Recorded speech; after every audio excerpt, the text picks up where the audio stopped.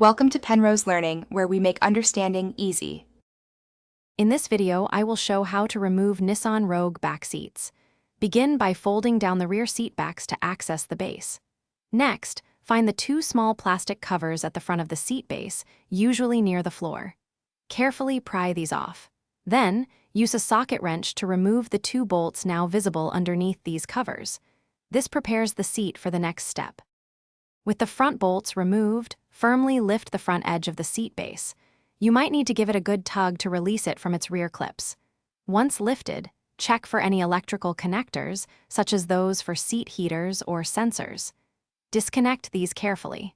Now, you can completely remove the seat base from your Nissan Rogue, setting it aside safely.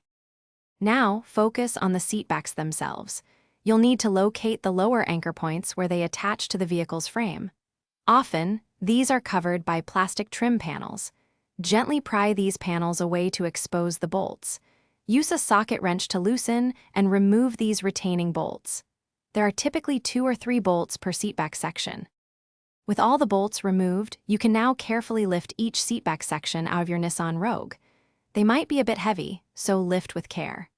Remember to store all the removed bolts, plastic covers, and the seat base in a safe, organized place. When you're ready to put them back, simply reverse these steps for a straightforward reinstallation. Thanks for watching. If this was helpful, leave a like and consider subscribing. See you next time.